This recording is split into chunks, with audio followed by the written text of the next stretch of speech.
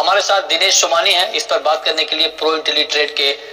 सोमानी जी, बहुत स्वागत है आपका। क्या किया जाए, बड़ा कंफ्यूजन है मार्केट में कि क्या गोल्ड और करेक्ट होगा या ज्यादा नहीं गिरेगा। ट्रेडिंग के पॉइंट ऑफ व्यू से इस भाव पर क्या करना चाहिए? जी बिल्कुल मृत्युंजय जी, 67,000 से 79,700 गया, वहां पे 5,000 रुपए का करेक्टिव फेज आया है। तो मुझे लगता है कि अब ये जो तेज गिरावट आई है, इसके बाद में मार्केट थोड़ा सा कंसोलिडेशन होगा। और ट्रेडिंग के लिहाज से अगर मैं कहूँ तो मौजूदा स्तर पर 75,000 के अंदर का लेवल मुझे लगता है कि एक बार इंट्राडे के हिसाब से बाइंग करने का लेवल बनेगा। 75,350, 75,450 के लेवल इंट्राडे में ही देखने मिल सकते हैं और 74,800 के स्टॉप लॉस मेंटेन किया जा सकता है। मतलब यहाँ से 100 रुपया नीचे आता है तो बाइंग का अवसर मिलेगा, ऊपर में 75,350 के लेवल देखने मिल सकते हैं। अच्छा, चांदी पर आपका व्यू सोमानी जी, सिल्वर में क्या करें इस भाव पर? बिल्कुल सिल्वर मुझे लगता है नीचे में 89,800 के आसपास इसमें बाइंग करना चाहिए। 90,700 का अपसाइड हमें टारगेट देखने मिल सकता है और 89,200 के इसमें स्टॉप लॉस मेंटेन किया जा सकता है। एक थोड़ा सा पुल बैक रैली मुझे लगता है सिल्वर में भी ड्यू है, ऊपर से 11,000 रुपए टूट गया है, यहाँ से 1-2 हजार रुपए का उछाला इसमें निश्चित तौर से देखने मिल सकता है। ओके, ठीक है, तो इस पे अभी आप नजर रखिए कि चांदी में आपको क्या करना है। अब आते हैं क्रूड पे। क्रूड के फंडामेंटल तो बिल्कुल कमजोर है, इसमें कोई शक नहीं रही अब। लेकिन आप जरा बताइए कि क्या जो फंडामेंटल कमजोर हमने देखे थे उसके दम पर जितनी गिरावट आनी थी आ गई है या कुछ और बाकी है अभी? बिल्कुल मुझे जी 5700 5750 का जो लेवल है ये कमजोर फंडामेंटल ही दर्शाता है और ये जब भी 6162-63 गया है, इसमें जो वर्ल्ड लेवल पे अराजकता फैली थी उसके चक्कर में ही गया था। मतलब हमास इजराइल का युद्ध हुआ था या यूक्रेन रशिया का कोई वॉर हुआ था या कोई जो भी अनसर्टेनिटी हुई उसके कारण ऊपर गया। नॉर्मली इसकी ट्रेडिंग रेंज जो थी 5700 से 5950 ही थी, क्योंकि जो डिमांड थी वो सरप्लस थी और सॉरी डिमांड जो थी वो काफी कमजोर थी और सप्लाई जो था निरंतर और सरप्लस था। बट मुझे लगता है यहाँ कहीं ना कहीं मार्केट थोड़ा सा स्टेबलाइज होता हुआ नजर आता है। 5750 5770 ये जो दायरा है, डिमांड जोन है, एक सपोर्ट जोन है, यहाँ से दोबारा बाइंग उभर कर आ सकती है। 5840 और 5920 के लेवल हमें देखने मिल सकते हैं। 5700 के नीचे अभी हाल फिलहाल मुझे जाता हुआ नजर नहीं आता। ठीक है, 5700 के नीचे आप कहें कि हाल फिलहाल आपको नीचे जाता हुआ नहीं दिख रहा है 5700 के नीचे। ओके, अब आते हैं मेटल पे। मेटल में भी कमजोरी है क्योंकि एक तो डिमांड कंसर्न है चाइना से और उसका लगातार इंपैक्ट हम देख पा रहे हैं। डॉलर भी मजबूत है, क्या किया जाए मेटल में?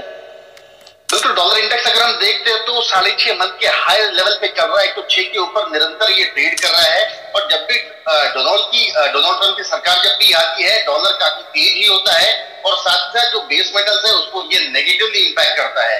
उसके साथ ही साथ उन्होंने कहा था कि चाइना की जितनी भी कमोडिटीज है ऊपर ये टैरिफ इंपोज करने वाले हैं, तो जो बेस मेटल्स है ये सबसे ज्यादा उससे इंपैक्टेड है। ऊपर के लेवल से 855 जो कॉपर गया था वो 805 804 के आसपास आ गया है। यहाँ से बस एक पुलबैक रैली हमें देखने मिल सकती है 802-50 के आसपास। कॉपर मुझे लगता है कि कहीं ना कहीं खरीदारी का अवसर दे सकता है, दोबारा 811 820 के लेवल से दिखा सकता है। 796 का इसमें स्टॉप लॉस मेंटेन किया जा सकता है। वही अगर मैं जिंक की बात करूं तो मुझे लगता है कि 301 का जो हाई बना था वहां से 272 का लो बनाया इसने। 272 एक बढ़िया सपोर्ट जोन है, एक डिमांड एरिया है। 272.5 के आसपास मुझे लगता है कि जिंक की खरीदारी की जा सकती है। 277 का टारगेट और 269.60 का इसमें स्टॉप लॉस मेंटेन किया जा सकता है। ओके, तो ये राय आपकी हो गई बेस मेटल्स पे, इस पर आप नजर रखिए। बहुत शुक्रिया सोमानी जी आपका हमारे साथ जुड़ने के लिए और इस पर बात करने के लिए। आइए अब संदीप जी के पास चलते हैं। संदीप जी, बाजार में तो हर दिन ऐसा हो रहा है कि शुरुआत कैसे हो रही है और अंत कैसा हो रहा है। आज तो अचानक जो गोता लगा है उसके बाद अब ये सस्पेंस बना हुआ है कि अब तो क्या लग रहा है सर, बाजार क्या संकेत दे रहा है? बाजार संकेत तो अच्छे नहीं दे रहा और आज जिस तरीके से 24,000 को बहुत आराम से तोड़ा और 23,801 जो 200 डेमास देखते हैं, क्योंकि जून की 4 तारीख को भी जो पैनिक सेलिंग आई थी उस दिन भी 21,821 पे मार्केट बाउंस लिया, सपोर्ट लिया। That was the very crucial level which is 200 डेमा। 200 डेमा एक तरीके से लॉन्ग टर्म इंडिकेटर होता है टेक्निकल एनालिसिस में, जिसको फंडामेंटल एनालिस्ट लोग भी हमारे जैसे लोग देखते हैं और मैं बहुत देखता हूं पर्सनली। तो मुझे ऐसा लगता है कि वहां पे अब सपोर्ट अगर मार्केट टूटता है और उसके बाद एक दिन और वैसे बंद होता है, फिर हमारे यहाँ एक्सटेंडेड वीकेंड भी है। So let's see, fingers crossed, अगर यहाँ पे सपोर्ट ले ले तो ठीक है, बट अदरवाइज मुझे ऐसा लग रहा है 23,300 से लेकर 23,800 का रेंज है जहां पे टाइम स्पेंड करेगा। क्योंकि अभी हमें आगे देखना है कि ट्रम्प साहब आने वाले हैं, जनवरी में ठीक से आएंगे, फिर 2 महीना पॉलिसीज। तो मुझे ऐसा लग रहा है कि अब टाइम वाइज करेक्शन जो पिछले 1 महीने से हो रहा है वो ये एक्सटेंड होके अब बजट तक इंडिया में मतलब मेजर मूव्स हो सकता है कि भाई बजट के आसपास जैसे जनवरी के महीने में है, जनवरी का महीना वैसे भी थोड़ा सा बदनाम रहता है कि बड़े बड़े मूव्स के लिए कभी अच्छे मूव्स मैंने कम याद आते हैं बट खराब मूव्स बहुत दिखते हैं उसमें। So overall we should be cautious, just that कि स्मॉल कैप मिड कैप थोड़ा सा स्ट्रेंथ लास्ट वीक तक दिखा रहे थे, इनफैक्ट आउट परफॉर्म कर रहे थे, वहां पे भी आज अच्छा प्रेशर आया। और जो इन्फ्लेशन वाला रीजन है वो बहुत बड़ा रीजन है, इनफैक्ट आज मतलब अलार्मिंग फिगर आया 6 के ऊपर निकला, so that is a big reason कि मार्केट थोड़े और नर्वस हो सकते हैं।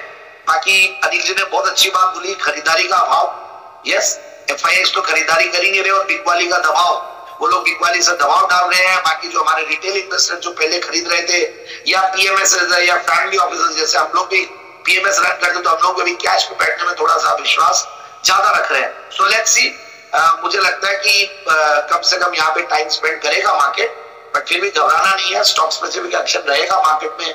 क्वार्टरली रिजल्ट्स को देखिए, अच्छे सेक्टर वाले स्टॉक्स चल रहे हैं, ऐसा नहीं है। So we have to be very very stock specific, sector specific and research oriented.